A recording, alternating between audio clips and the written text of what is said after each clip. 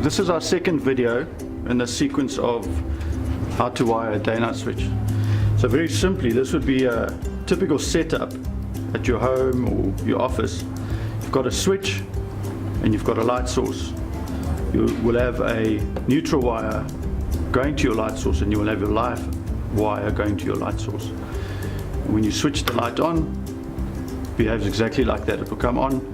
When you switch it off, it goes off. Switch it on, it goes on. Switch it off, it goes off. So this is a day-night switch with a mounting bracket. You can see what it looks like. There's different types of day-night switches, but as mentioned in the first video, they all do exactly the same thing essentially. The only thing to be cautious of is really the amp rating, which is what determines how many lights or light sources you can operate with one single day-night switch. Let's show you inside the day-night switch.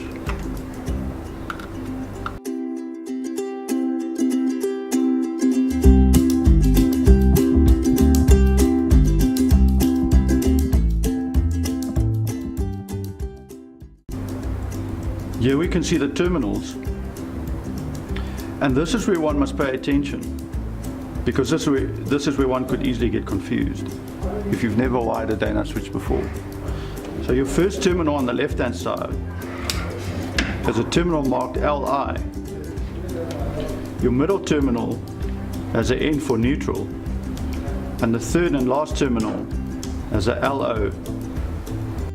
Li stands for load in, N is for neutral, and L is for load out.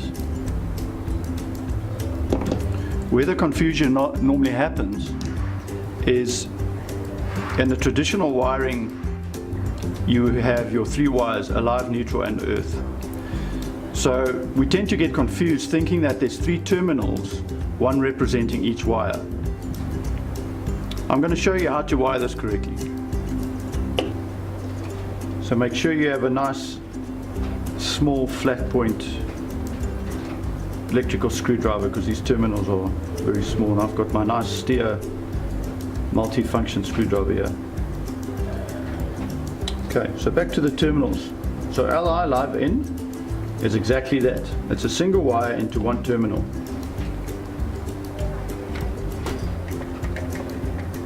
Make sure that's nice and secure. Okay.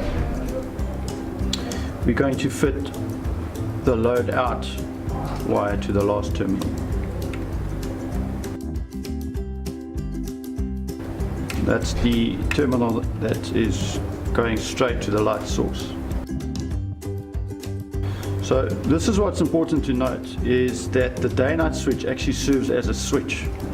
So it just breaks and switches the load to the light source, essentially. In terms of the neutral, these are both neutral wires, but they will be common. What we mean by that is we're going to join them. So now we've got that joined. Okay, and we're going to fit that into the middle terminal.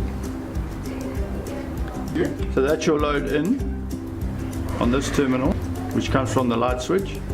This is your load out, which goes to the light source. This is your neutral, which is the common shared. Now we're going to flip this over. Let's switch it on. You see the light went off, so it doesn't want to come on. There's too much ambient light. In order to correct that, and we're going to simulate darkness, we're going to use the box that it was supplied with. Okay, we're going to put that over the day-night switch with the switch in the on position. It will take approximately 30 to 45 seconds for the relay to switch. There we are.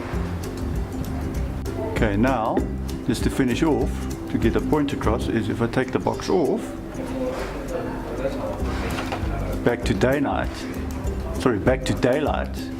the lux sensor will sense the ambient lights and switch it off. in the same reverse fashion.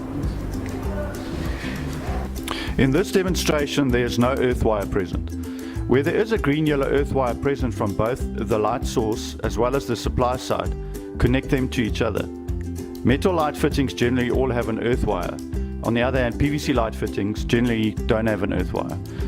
Also note that the load-in wire in some instances might be a brown wire in color and the neutral wire blue in color.